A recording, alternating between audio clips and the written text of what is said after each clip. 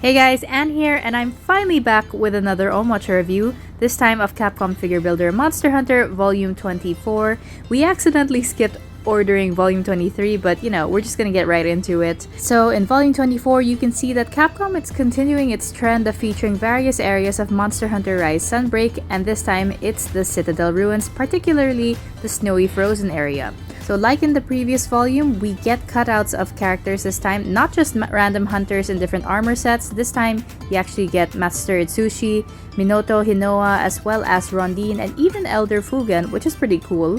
Though they haven't completely axed the hunters in different armor sets and different weapons and builds, so that's a nice thing to have, especially if you plan to collect these.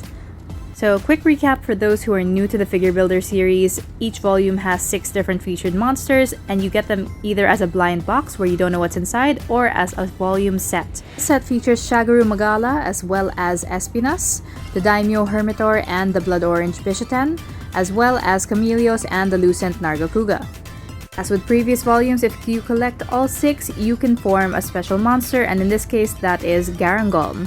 Let's be real, this is only really relevant to those of us who pre-order the entire set rather than go blind and get the blind boxes one by one.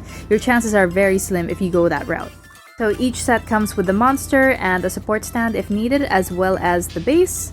And then as a bonus, you get the Garangolm part I just mentioned, as well as a sticker of the monster that you just got.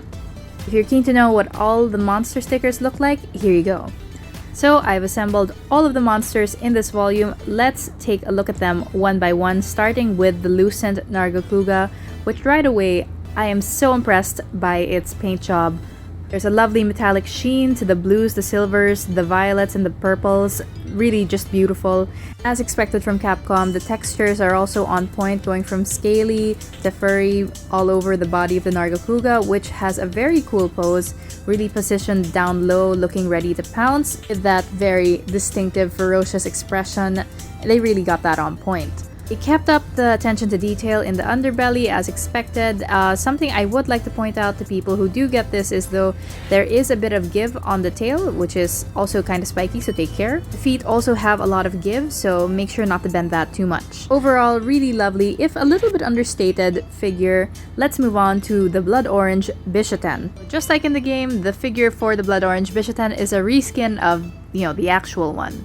And they're exactly the same, but for the fruit that they're holding, the blood orange one is holding a pine cone instead, and of course has its iconic colors. Paint job is very vibrant. I really love the gradients that they went with and the extra details that they add just to set them apart. Very cool, though I have observed sort of a decline in quality with this blood orange one versus the original. As you can see with the original, the face is very, very detailed. The blood orange Bishaten, the eyes have lost detail. They kind of look like, yellow dots with no pupil. A little disappointing, but otherwise a decent figure nonetheless. Next up, we have the Daimyo Hermitaur, which holds up against all these bigger, maybe more popular monsters with its bright color and its sheer size. Capcom did a great job on the details, showing these beautiful ridges on the claws and these little stripes that just do a lot to make it look, not like a random hermit crab. I do think the posing is a little bit unimaginative.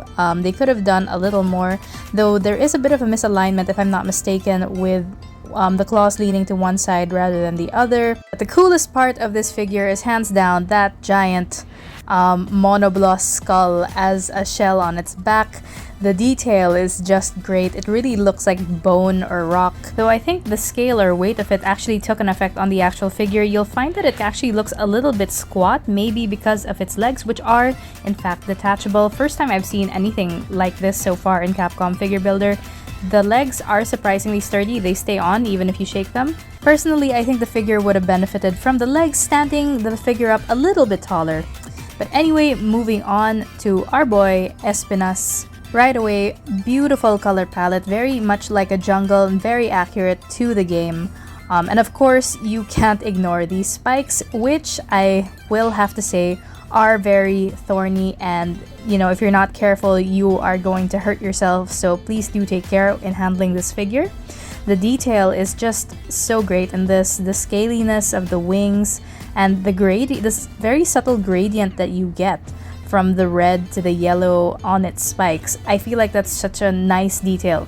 So the wings are also detachable, and that's how they can get the figure so big. They're very easy to just slot in like that, and they are fairly stable, as is the entire figure, which is why I can't quite figure out what this stand that they gave us is for, because it doesn't quite fit properly anywhere. So I've just got it there along the main body. Meanwhile, looking up, the face is, I think, not quite accurate to the game. I can't quite place what is different. Maybe the face was a bit rounder or squarer in the game, not quite this ferocious pointy snake-like thing going on here. But otherwise, it is one heck of a statue. I would be happy to get that blind.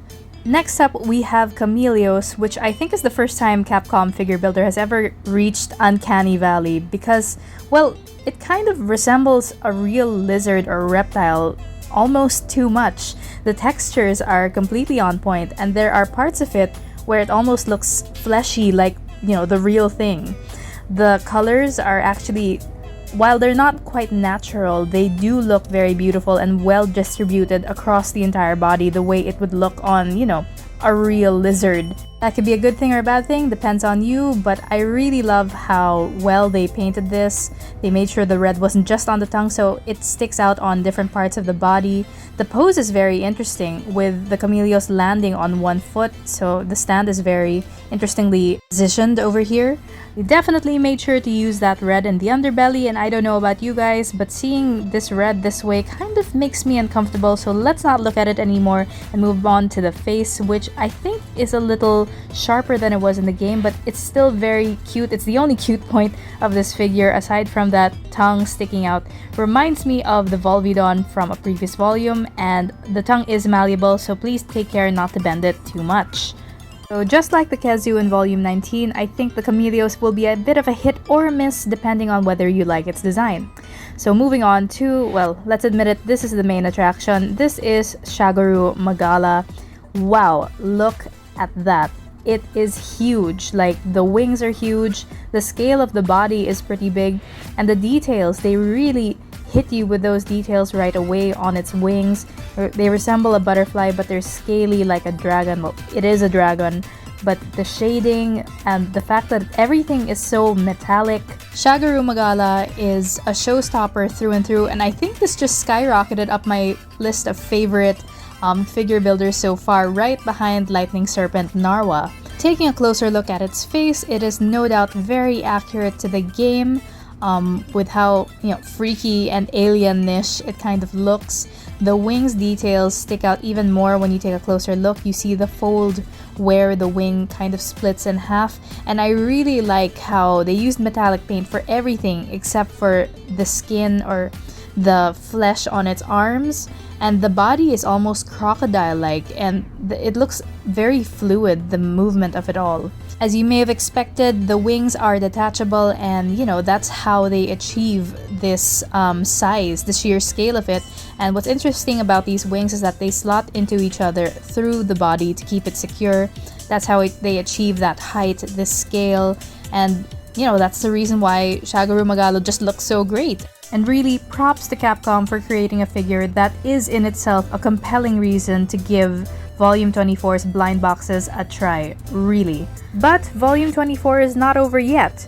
Like I said earlier, every box comes with a special part. And if you get all 6 different parts by completing the blind boxes or simply pre-ordering the entire set, you can create a clear special edition Garangolm. So Garangolm first appeared in Volume 23, but luckily I was able to get it in a blind box, and I've got to say, it's a very good design, very sturdy, and overall, I think it's a very good figure to try to complete if you were not able to catch it in the previous volume.